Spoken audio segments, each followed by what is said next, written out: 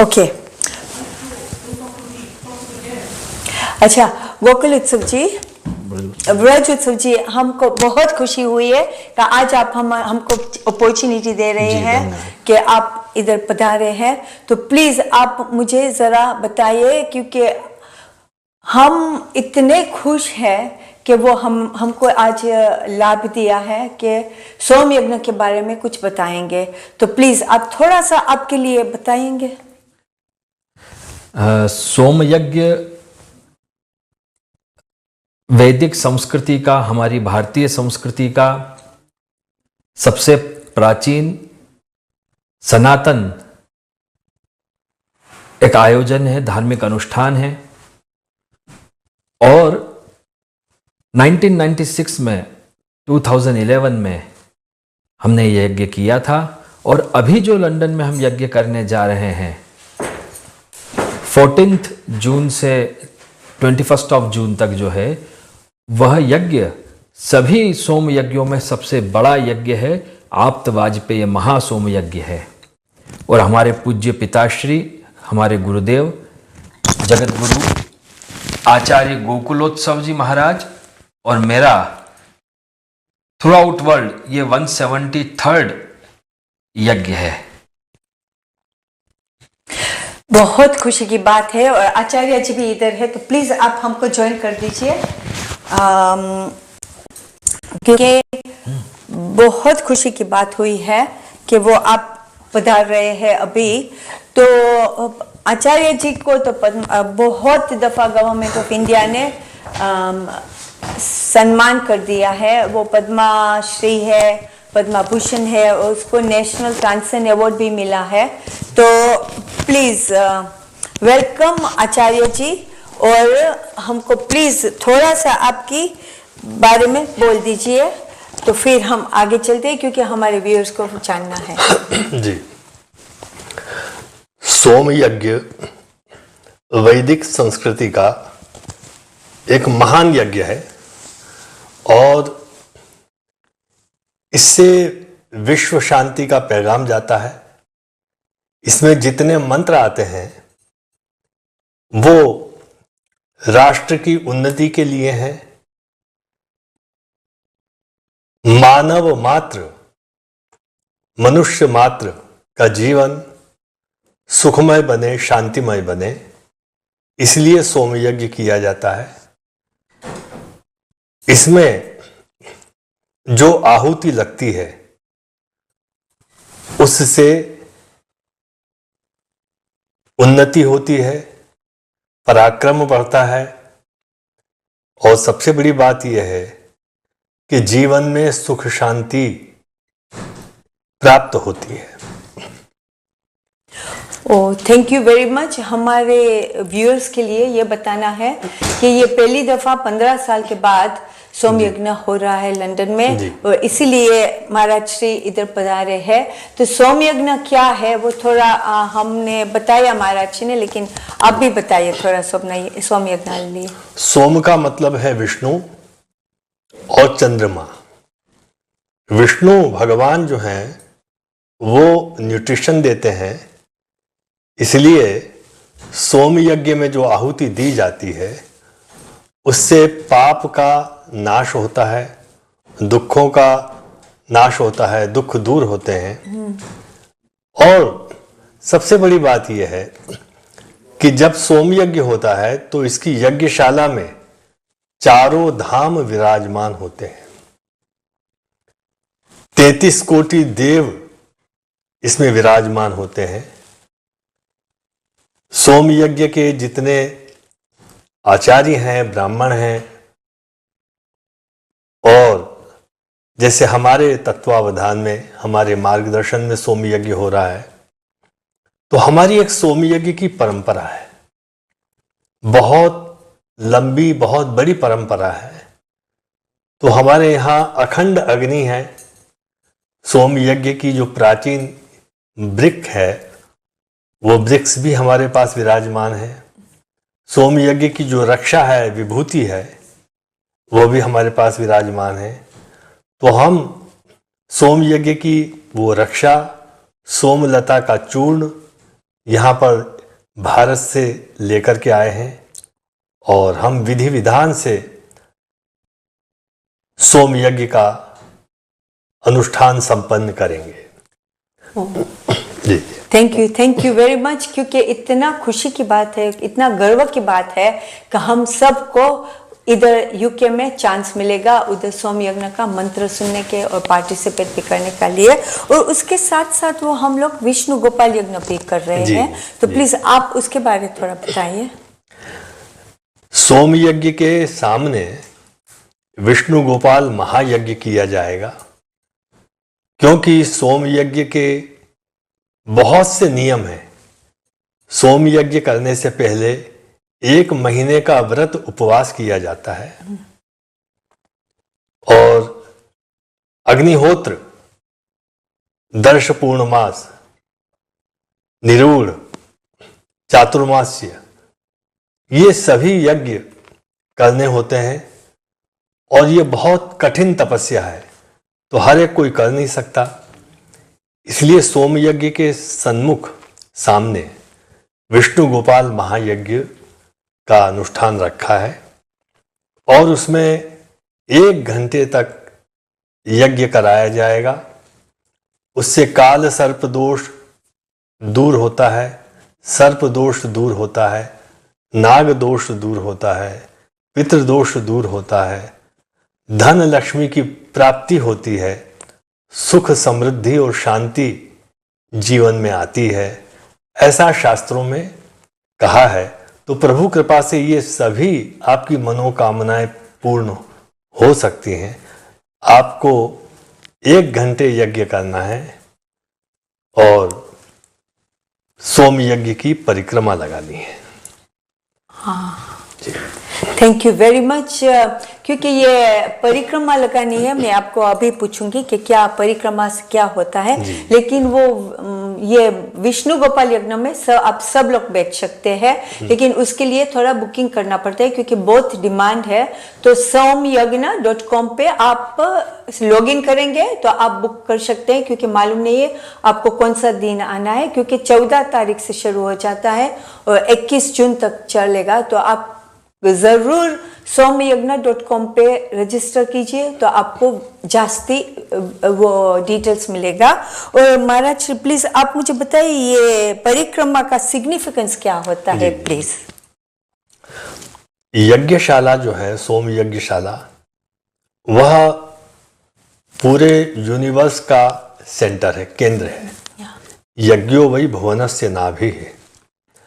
तो जब आप यज्ञशाला की परिक्रमा लगाएंगे तो यज्ञ नारायण भगवान अग्नि देवता की परिक्रमा लगाएंगे, 33 कोटि देवता की परिक्रमा लगाएंगे, ब्राह्मण देवता वेद वेदांत के जो भूदेव पंडित हैं उनकी परिक्रमा लगाएंगे और वल्लभ कुल आचार्य वहां विराजमान हम होंगे।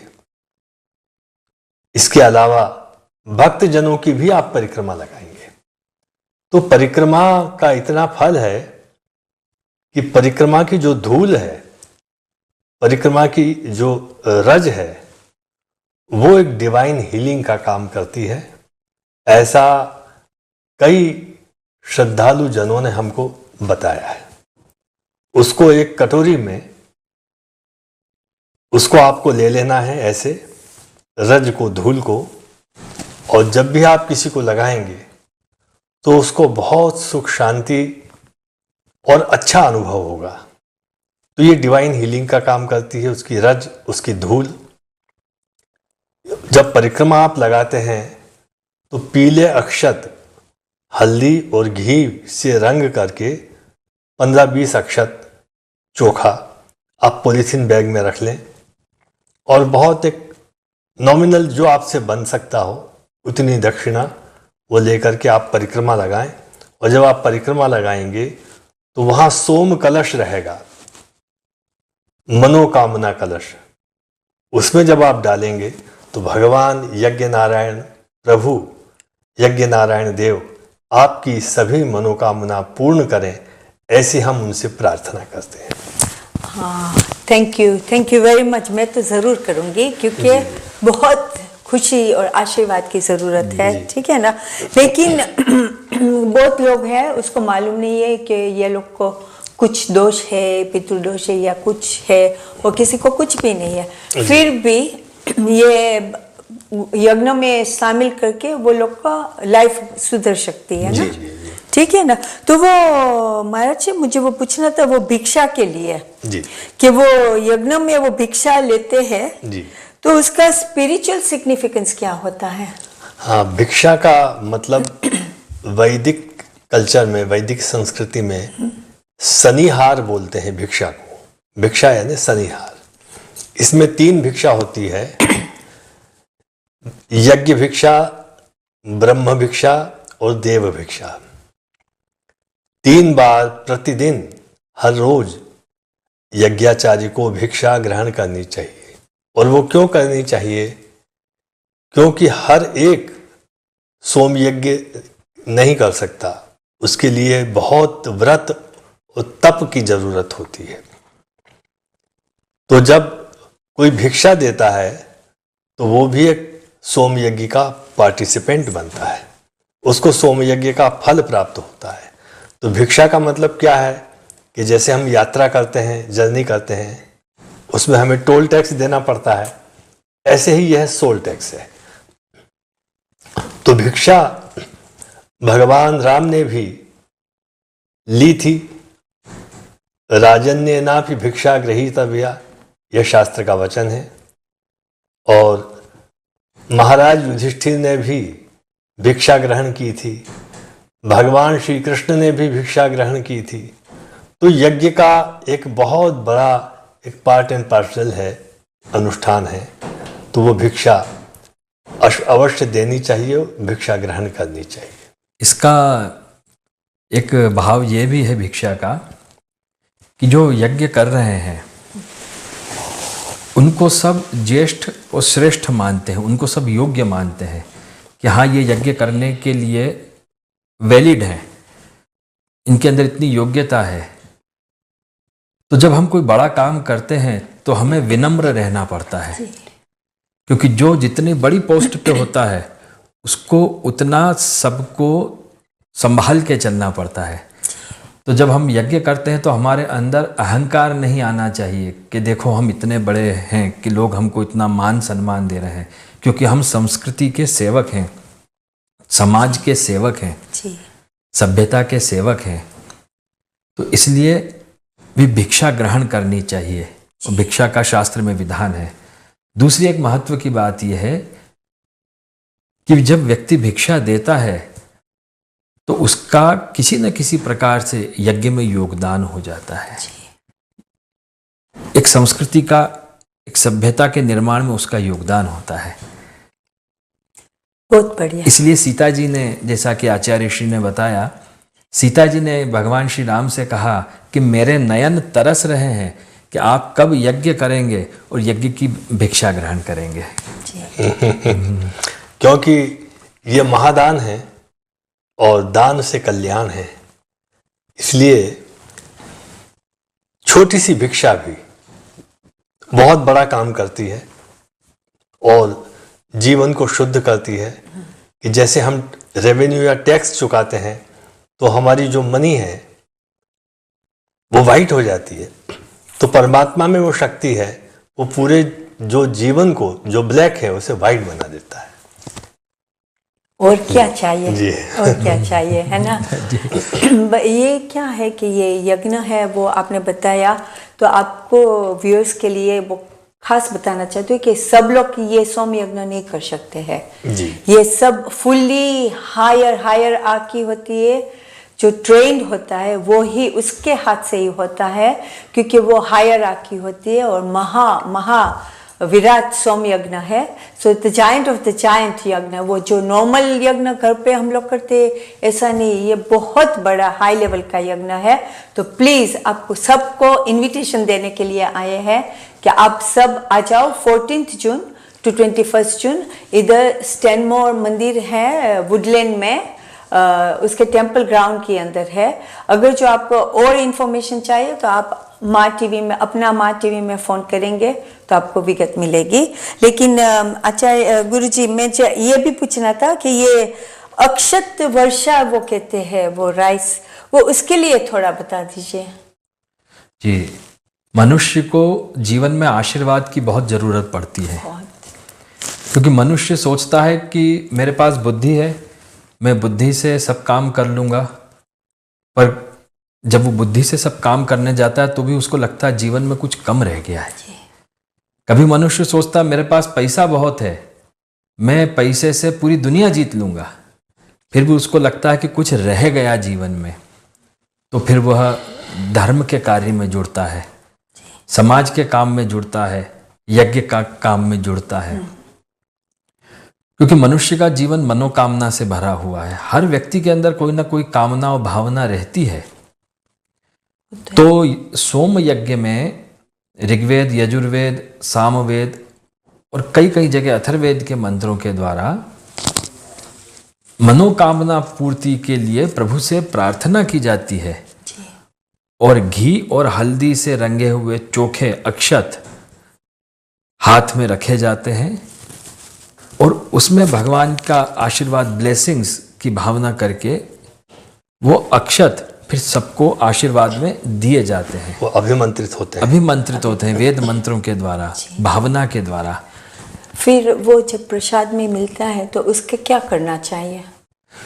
उसकी बौछार की जाती है, आशीर्वाद दिए जाते हैं। जिसको मिल जाता है, लकीली मिल जाता है, क्योंकि बहुत भीड़ होती है, मुझे मालूम है। तो उसको, जिसको मिल जाता है तो वो उसका क्या करना चाहिए? उसको हाथ में, रुमाल में लेना चाहिए और फिर पवित्र स्थल पर, पूजा घर में या पूजा स्थल पर, पवित्र जगह पर उसको रखना चाहिए। क्योंकि मनुष्य के जीवन में कामना होती है कि पहले मेरे यहाँ बेटा हो, बेटी हो, और बेटा बेटी अगर हो जाता है तो उसका अच्छा पालन पोषण हो, उसको अच्छा स्कूल मिले, अच्छी शिक्षा मिले, अच्छे संस्कार मिले, और फिर उसे अच्छा कॉलेज मिले, अच्छी यूनिवर्सिटी मिले, और बाद में उसकी जो शादी हो अच्छी जगह हो, सुख शांति से जीवन हो।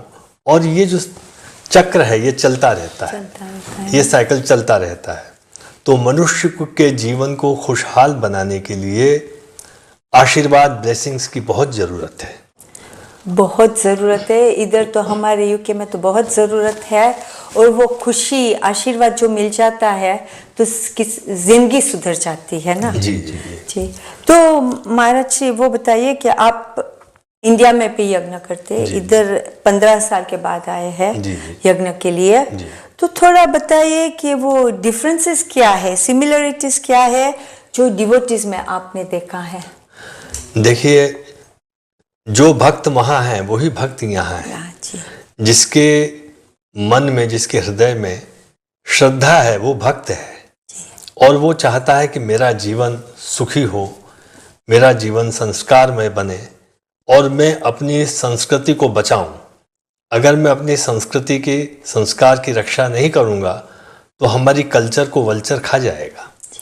इसलिए फर्स्ट ऑफ ऑल हमारा यह कर्तव्य है और हमारी ये ड्यूटी है, और ड्यूटी में ही ब्यूटी है कि हम अपने संस्कार को बचाएं, यज्ञ में आएं, दूसरे से कहें, दूसरे को इंस्पायर करें कि चलो, जैसे हम कहते हैं पार्टी में चलो, चलो वेडिंग में चलो, चलो सिनेमा देखने के लिए चलो।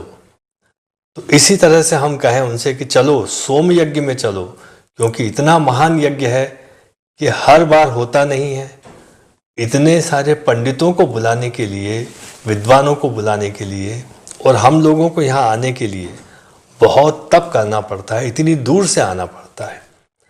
तो आपको तो केवल पास से ही आना है, और हम लोग तो भारत से आए हैं यहाँ, और भगवान स्वयं, यज्ञ नारायण भगवान स्वयं इतनी दूर से यहाँ पधारे हैं, दूर से आए हैं।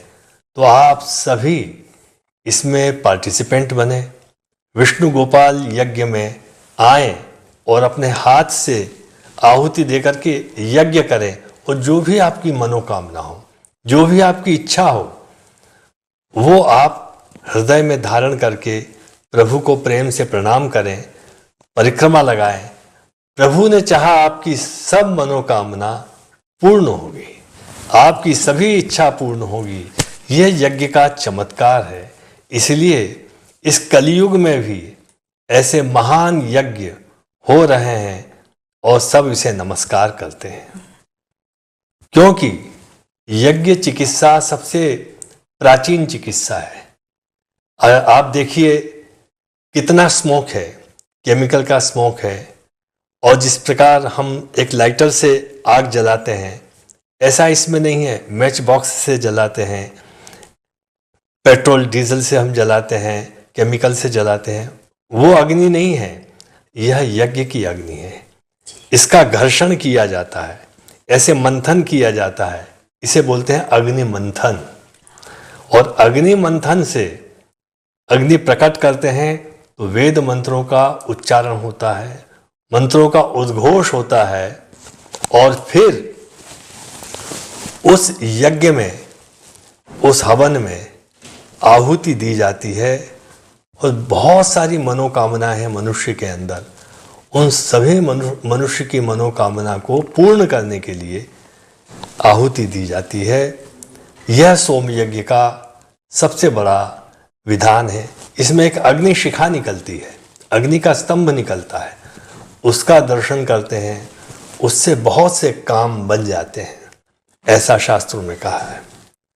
एंड डेफिनेटली वो सही है, क्योंकि सब शास्त्र में बहुत कहा है और आपको तो एक्सपीरियंस भी है। तो मैं खास रिक्वेस्ट करती हूँ सब व्यूअर्स को कि ज़रूर पधारिए। और आप सबको मालूम होएगा कि ये अभी अधिक मंथ चल रहा है, तो 14 जून और 15 जून को 2 days ऑफ अधिक मास का मिलेगा, क्योंकि सोमय यज्ञ 16 जून से शुरू होता है, लेकिन 14 जून को हम शोभा यात्रा करेंगे, शुरुआत करेंगे और पुरुषोत्तम यज्ञ करेंगे, क्योंकि पुरुषोत्तम मंथ है तो वो 2 दिन पुरुषोत्तम यज्ञ है। तो प्लीज आप थोड़ा पुरुषोत्तम यज्ञ के लिए बताएंगे। जी जी।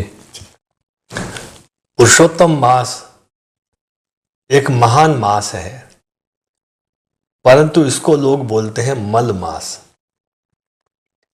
क्योंकि इसमें कोई संक्रांति नहीं आती है।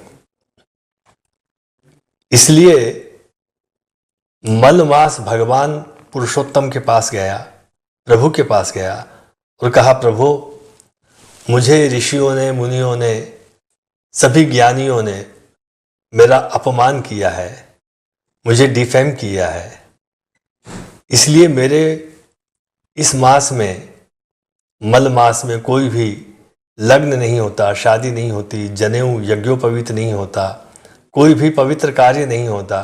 तो हे प्रभु मुझे स्वीकार करो और मेरे समस्त दोष दूर करो, मैं आपकी शरण में हूं। तब भगवान पूर्ण पुरुषोत्तम विष्णु ने कहा कि तुम घबराओ मत, मैंने तुम्हें स्वीकार किया है, तुम्हारे सब विकार दूर हो जाएंगे और मैं आज से तुम्हें अपना नाम देता हूं पुरुषोत्तम। तो आज से तुम्हारा नाम होगा पुरुषोत्तम मास। इसलिए ये मंथ पुरुषोत्तम मंथ कहा जाता है, पुरुषोत्तम मास कहा जाता है। इसमें जो भी जप तप, जो भी धर्म कर्म करता है, वो बहुत ज़्यादा उसको अनंत गुना फलित होता है। जैसे सोम यज्ञ में होता है कि एक आहुति 1008 आहुति के बराबर होती है। और जैसे मेडिसिन में आपने देखा होगा कि अलग अलग पोटेंसी होती है, 100 पोटेंसी, 250 पोटेंसी, 500 पोटेंसी। इसी प्रकार सोम यज्ञ में अनंत पोटेंसी होती है। जब आप आहुति देते हैं तो इतनी पोटेंटाइज हो जाती है, क्योंकि सर्वशक्तिमान भगवान का आपको आशीर्वाद मिलता है। Thank you very much. हम थोड़ा सा 2 मिनट का ब्रेक रहेंगे, फिर वापस आ रहे हैं। Thank you very much.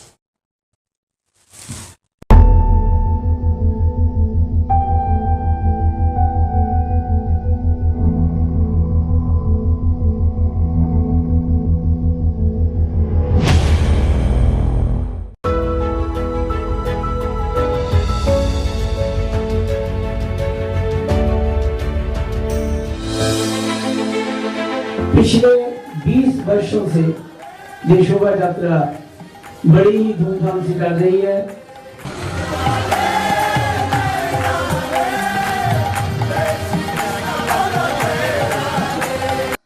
ये जो हम मानते हैं कि सीधे आदमी को लोग काटते, वो काटने का हिसाब हमारा हिसाब है।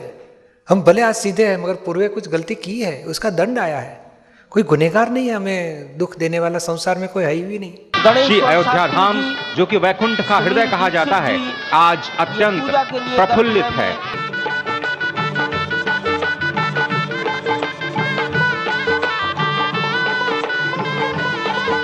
विभिन्न देशों की ओर से जारी डाक टिकटों का एल्बम भी जारी। पीएम ने कहा, डाक टिकट ऐतिहासिक घटनाओं को भावी पीढ़ियों तक पहुंचाने का है माध्यम। उसके बाद नीतीश कुमार के सामने कोई चारा नहीं बचा था कि वो इस सरकार से जो है वो आरजेडी से अपना गठबंधन तोड़ लें।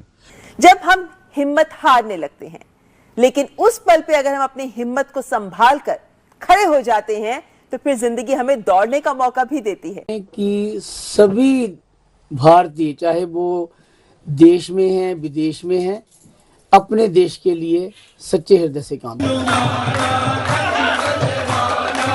रिश्ते में तो हम तुम्हारे बाप होते हैं,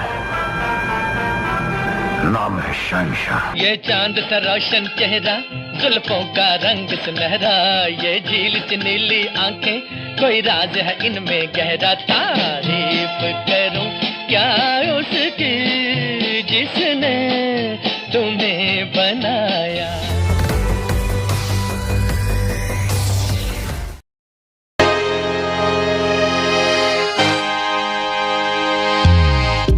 लंगड़े नाचे ताता थैया,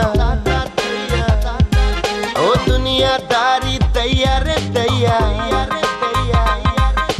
लोग दिखाए दिन में तारे, जिससे मिलो वो बंडल मारे। नोट की बातें, वोट की बातें, लोटा और लंगोट की बातें, धरे रह गए भाषण सारे, नेताजी 2 लाख से हारे।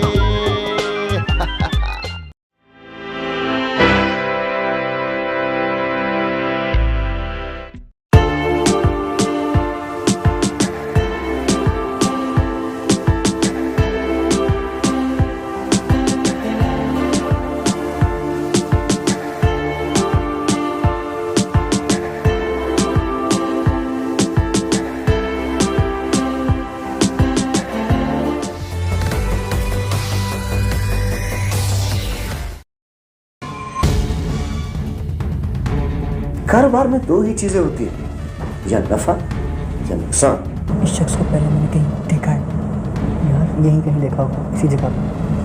मैं तुम्हारा गुनाहगार हूँ रशीदा, मैं अपने बच्चों का भी गुनाहगार। अभी और इस वक्त ये सूट उतार कर मेरे हवाले करो। भाईजान का सूट है, जब उन्हें पता लग गया तो अभी इसी वक्त यहाँ गली में। ये दुनिया में किसी जगह से कम नहीं है, अल्लाह ने हर नेमत दी है हमें।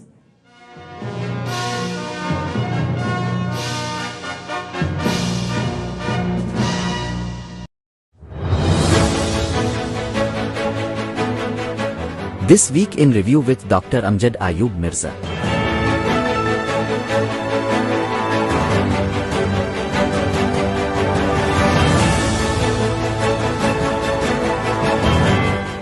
Every Monday at 4 p.m. The Indian रसोई शो में आप सबका बहुत बहुत स्वागत है।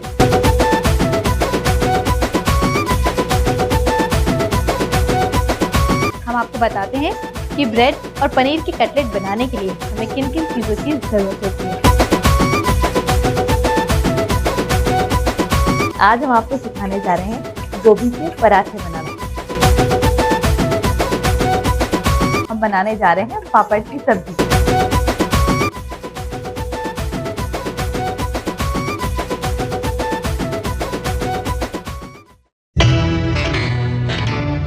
No drama, no exaggeration, just the truth.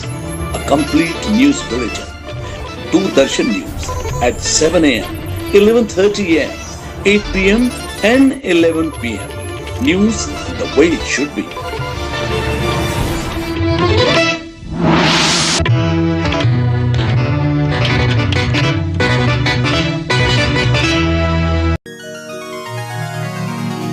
दास तेरे की बेनती रित कर परगास, दास तेरे की बेनती रित कर परगास, दास तेरे की बेनती रित कर परगास।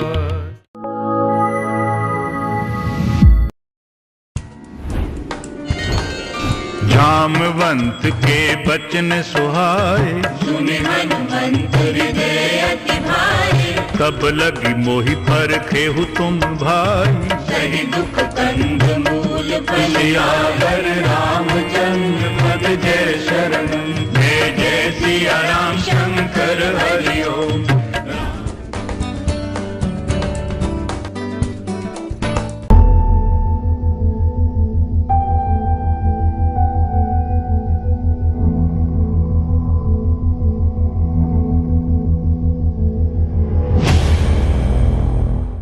अरे वहीं बैठ जाएंगे।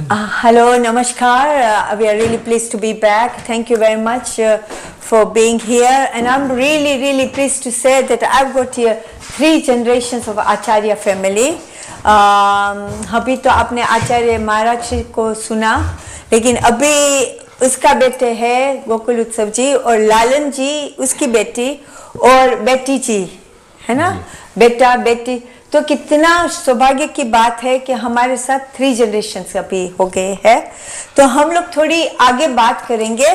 पहले तो मैं इंट्रोड्यूस करना चाहती हूँ लालन जी का। लालन जी थोड़ा आपके लिए बताइए प्लीज।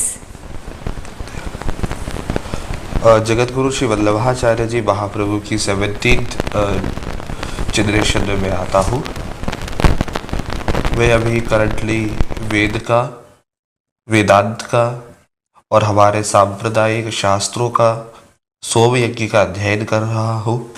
अभी हम आपकी सिटी लंदन में सोम यज्ञ परफॉर्म करने आए हैं। 14 से 21 ऑफ जून तक सोम यज्ञ होगा, जहाँ पे हम यज्ञ में परफॉर्म करेंगे, पार्टिसिपेट करेंगे।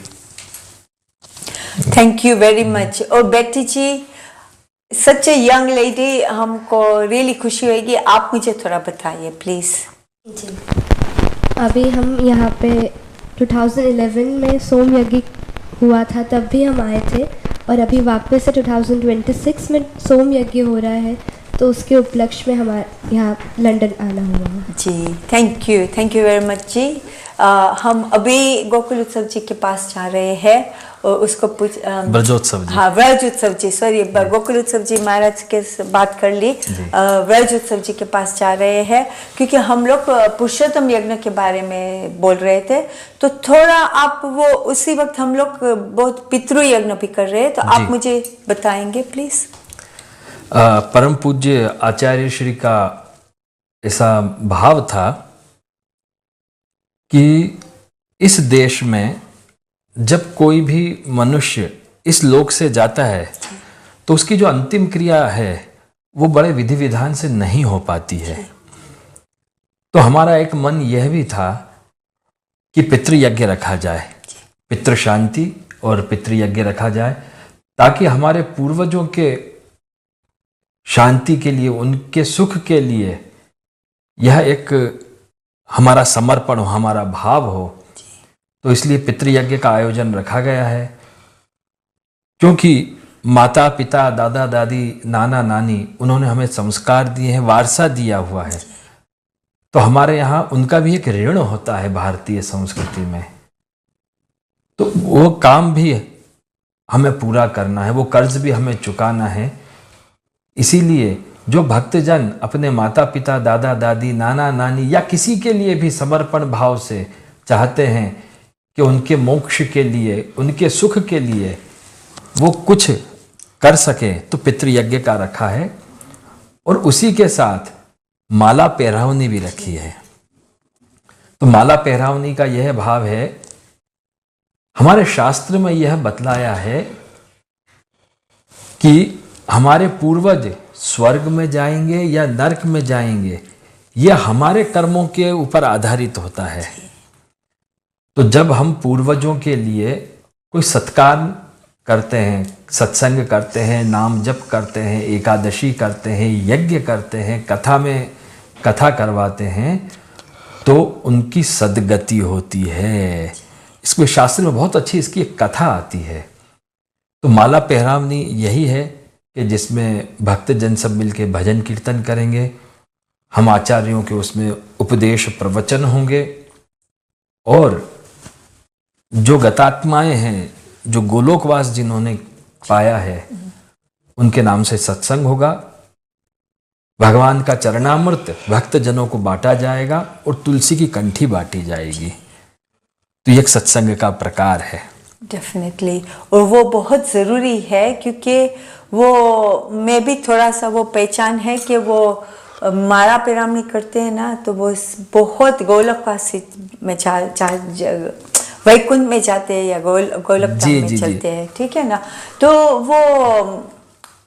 वो माला पेरामनी वो अमावस के दिन है, जब वो पुरुषोत्तम यज्ञ भी है, वो मंडे को 15 जून को। तो अगर जो आप सबको आना है, इसमें आने के लिए नो चार्ज है, प्लीज़ आप सब वेलकम है। हमारा यज्ञ का टाइम है सुबह 9 बजे से दोपहर को 4 बजे तक, और 4 बजे के बाद मनोरथ होएगा। तो मैं बेटी जी को बोलूँगी थोड़ा मनोरथ के लिए प्लीज़ बताइए। सोम यज्ञ एक अलौकिक अवसर है, इसलिए इसमें अनेक मनोरथ करे जाते हैं। श्री ठाकुर जी के अनेक मनोरथ करने का तात्पर्य यह है कि हम अलग अलग प्रकार के मनोरथ हर दिन ठाकुर जी की सेवा में करें। जैसे पहले दिवस श्री यमुना जी का मनोरथ है। श्री यमुना जी अपुष्टि मार्ग में और वैसे भी केवल एक नदी या फिर कोई एक नेचुरल बॉडी नहीं है, यमुना जी का एक अलौकिक स्वरूप है। यमुना जी को एक नर्चरिंग फिगर की तरह देखा जाता है, क्योंकि श्री यमुना जी हमारे भाव का पोषण करती हैं, श्री ठाकुर जी से हमें मिलाती हैं और हमारा भाव दृढ़ करती हैं, जिससे हमारा सेवा में एकाग्रता बनी रहे, हमारी सेवा स्वीकार हो। उसके बाद में नंद महोत्सव है और अन्य मनोरथ हैं। जैसे नंद महोत्सव में हम श्री ठाकुर जी का पलना उत्सव करते हैं, श्री ठाकुर जी को पलना झुलाते हैं और प्रसाद वैष्णव को पधराते हैं। और तुलसी विवाह का भी मनोरथ रखा गया है। उसके बाद में ध्वजारोहण का मनोरथ भी है, क्योंकि ध्वजारोहण और रथ यात्रा का में यह होता है कि हम हमारे धर्म के प्रति हमारी समर्पित होके हमारा भाव दिखाएं, धर्म की ध्वजा लहराए। तो बस इसी उद्देश्य से धर्म को आगे बढ़ाते हुए, हमारे भाव का पोषण करते हुए अनेक मनोरथ किए जाते हैं सोम यज्ञ में। जी, थैंक यू वेरी मच बेटी जी। और आप तो 15 साल पहले भी आए थे, तो बहुत खुशी है कि आप वापस आए हैं, तो बहुत सीख लिया है। तो मैं फिर आगे जा रही हूँ, क्योंकि मनोरथ में सब जुड़ेंगे। 4 बजे से है, 4 बजे से 5:30 बजे तक मनोरथ है। और ये है, हम लोग सबको बताना चाहते हैं कि ये सनातनी है, क्योंकि ये सोम यज्ञ ओनली एक रिलीजन के लिए नहीं, सब हिंदूज के लिए है। और उसमें सारा इंडियन स्टेट्स भी कम्युनिटी भी इन्वॉल्व है, क्योंकि वो पहले दिन हम लोग रास गरबा करेंगे जब यमुना जी महोत्सव होंगे, और दूसरे दिन है माला पेरामनी। तो उसी वक्त इस्कॉन भी हमारे साथ जुड़ा हुआ है, तो उसी वक्त कीर्तन भजन भी होएगा। और तीसरे दिन के लिए मैं अभी बताऊंगी, लेकिन मैं लालन जी के पास जा रही हूँ। प्लीज़ आप थोड़ा सा हमको ज्ञान दो, क्या आप बताइए आपका एक्सपीरियंस सोम यज्ञ में कैसा है। सोम यज्ञ एक काफ़ी डिवाइन और rarest of the rare ritual है। आज के टाइम में यह एक्सटेंट ही हो जाता, परंतु पिताश्री और महाराष्ट्री के द्वारा इतने सोम यज्ञ पूरे भारत में और देश विदेश में परफॉर्म किए गए हैं कि आज की तारीख में काफ़ी हिंदू समाज सोम यज्ञ से और उसके प्रभावों से फल प्राप्त कर चुका है। सोम यज्ञ के सभी दिनों में व्यक्ति को अलग अलग दिव्य दर्शन करने को मिलेंगे।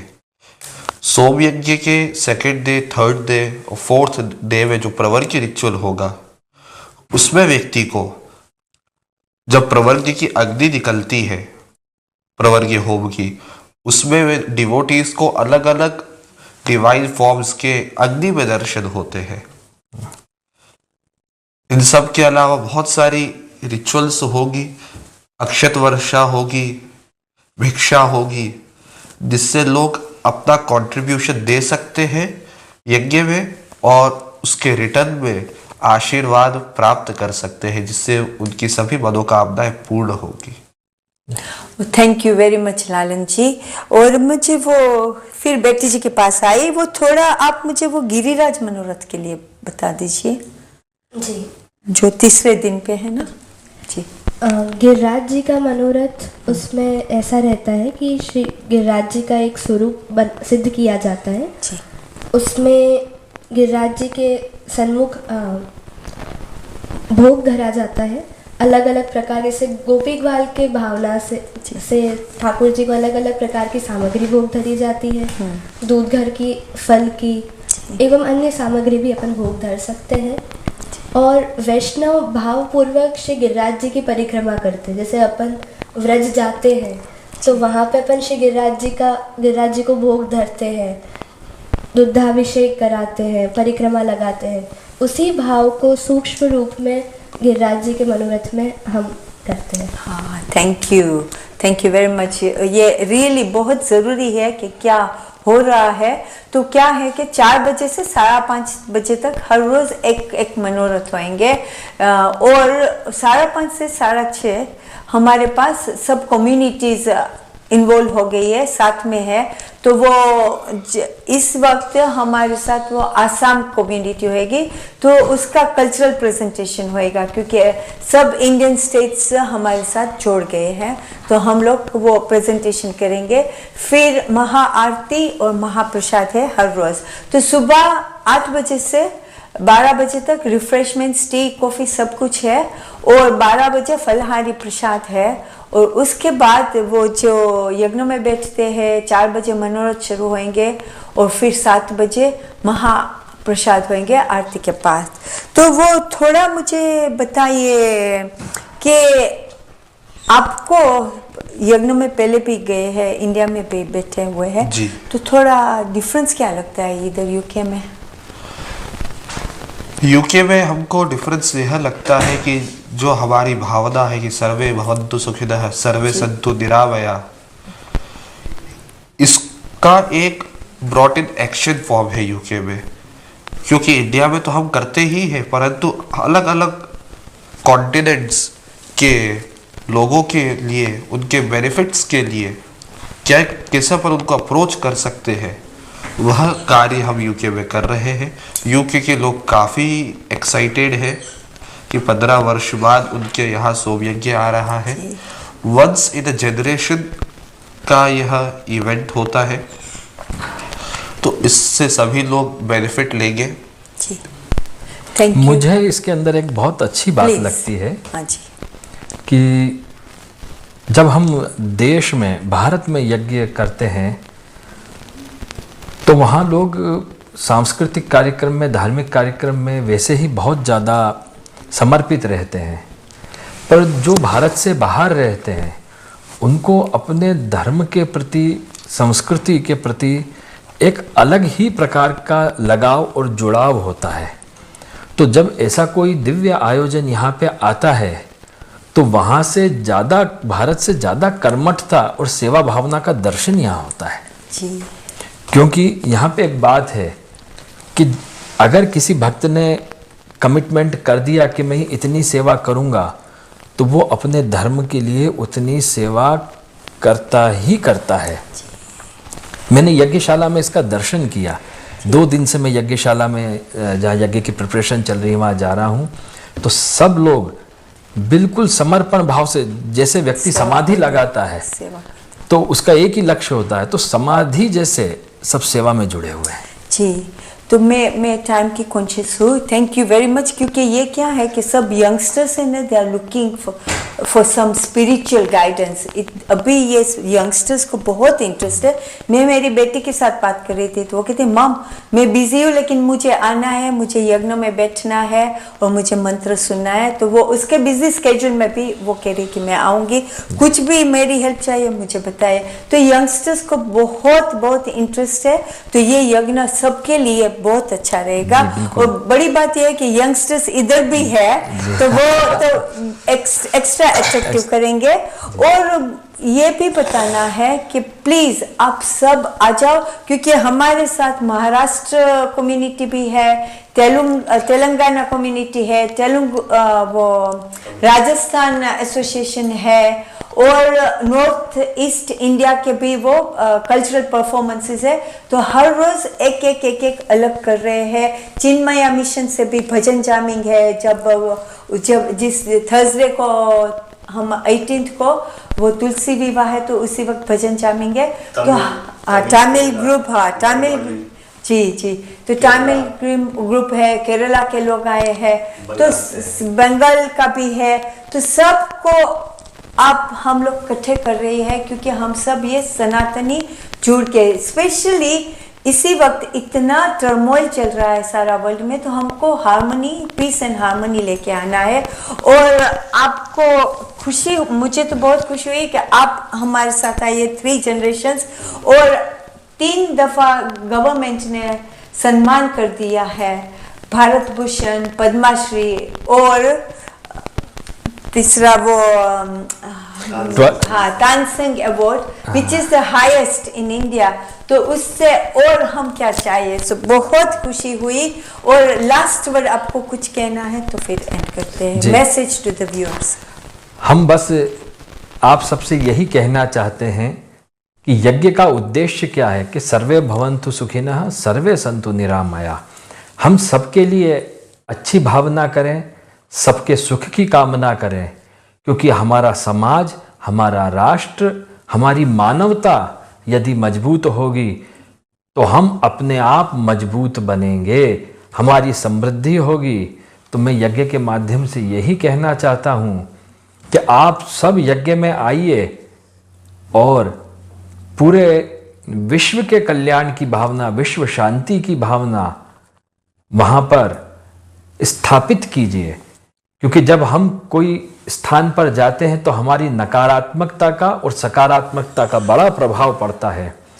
तो जहाँ इतने भक्त आएंगे और वो सबके कल्याण की कामना करेंगे तो निश्चित ही एक महान संस्कृति का हम निर्माण करेंगे, हमारी मानव सभ्यता बढ़ेगी, हमारा मानव मूल्य बढ़ेगा। तो हम आपको भाव भरा निमंत्रण देते हैं, प्रेम भरा आमंत्रण देते हैं कि आप सब आइए और खाली झोली लेके आइए और भगवान के आशीर्वाद से भर के झोली जाइए। थैंक यू जी। लालन जी आपको कुछ 1 मिनट के लिए कहना है कुछ यंगस्टर्स के लिए? सोम यज्ञ में आप सभी का, स्पेशली हमारे यूथ पॉपुलेशन का इन्वॉल्वमेंट काफ़ी एसेंशियल है। आप सभी अवश्य आइए। ऐसी ग्रेट अपॉर्चुनिटी उस सोम यज्ञ की पावर से पोटेंटाइज हुए विष्णु गोपाल यज्ञ, पुरुषोत्तम यज्ञ में बैठ के इनर पीस पाने की, इनर कामनेस पाने का यह ग्रेट अपॉर्चुनिटी आपकी लंदन सिटी में आ रही है। इसके लिए आप हमारे वेबसाइट से या इन पर्सन आप रजिस्टर करके अवश्य पार्टिसिपेट करिए, जिससे आपकी पर्सनल लाइफ, प्रोफेशनल लाइफ दोनों सक्सेस होगी। Thank you. और बेटी जी आपको? जी, और उसके साथ साथ आप सभी मनोरथ में और उसके सोम यज्ञ में भी जो भी प्रकार की सेवा का आपको अवसर मिले उसको अवश्य ग्रहण करें और धर्म के लिए और अपने समाज के लिए, अपने संप्रदाय के लिए अवश्य जुड़े। Thank you. और I am really pleased to say that one of the main organizer Darshana ben भी इधर अभी शामिल है। तो प्लीज दर्शना बेन 2 शब्द प्लीज कीजिए। हमारे गुरुदेव श्री गोकुलोत्सव जी महाराज श्री, रजोत्सव जी महाराज श्री, उमंग राय जी महाराज श्री एवं पद्मश्री बेटी जी के युगल चरणारी में दंडवत प्रणाम. Thank you MATV, thank you Krishnaben Pujara for organizing a beautiful interview to do the prachar and prashar for the Som Yagna. બસ આપણા વર્લ્ડ પીસ માટે એઝ કૃષ્ણાબેન સેઝ કે આપણે આ ઓર્ગેનાઇઝ કર્યું છે સોમ યજ્ઞનું, તો જરૂર બધા આ વર્લ્ડની શાંતિ માટે, પોતાના મેન્ટલ હેલ્થની શાંતિ માટે અને આ બધા બ્લેસિંગ્સ લેવા જરૂર પધારો એવું મારું ભાવભર્યું આમંત્રણ છે. 14 થી 21 જૂન સોમ યજ્ઞ, વુડલેન્ડ મંદિર, સ્ટેનમોર, આખું લંડન ગુંજી ઉઠે સોમ યજ્ઞના વાઇબ્રેશનથી. એના માટે સૌ સહભાગી બનો એવું હૃદયપૂર્વક આમંત્રણ છે. Thank you very much. And last few words from our Vadil Shri, Maharaj Shri. Thank you. इस महान सोम यज्ञ में पूरी दुनिया से लोग आएंगे और वो दर्शन करेंगे, आहुति देंगे और इसलिए देंगे कि खुद का स्वार्थ तो है ही, मगर स्वार्थ को भी निस्वार्थ बनाएंगे. क्योंकि सोम यज्ञ का एक एक शब्द मंत्रमय है. आप इसमें सेवा करिए, सोम यज्ञ में आइए और खुद विष्णु गोपाल यज्ञ में हवन करिए, ताकि आपका जीवन शांतिमय, सुखमय, रिद्धि सिद्धि समृद्धिमय और उज्जवल बने. धन्यवाद. थैंक यू जी और बहुत बहुत प्रणाम. जस्ट फॉर इंफॉर्मेशन, आपको और इंफॉर्मेशन चाहिए तो somyagna.com पे जाइए. और हर रोज़ का टाइम है, रिपीट कर रही हूँ कि सुबह 9 बजे से 4 बजे तक यज्ञ होएगा. यज्ञ तो वो यज्ञशाला में आप जब आएंगे तो आपको पता चलेगा कि रियली एटमॉस्फेयर इतना डिवाइन होएगा कि उसमें आप देखेंगे सब धोती पहन के घूमते होंगे. तो उसका थोड़ा महत्व है कि everybody is going to dress up in traditional clothes, कि it will make you feel that you are in part of a yagyashala where there is a lot of religious things are happening. 4 से 7 बजे तक मनोरथ के साथ साथ cultural presentations भी है और आरती है. आरती के बाद महाप्रसाद है. तो प्लीज़ आप सबको आमंत्रण है, हमारे साथ जुड़ जाओ. ये पीस एंड हार्मनी के लिए है, तो everybody is welcome. Thank you very much for viewing us. Thank you. सभी का कल्याण हो, आनंद हो, मंगल हो, शुभ हो. Thank you.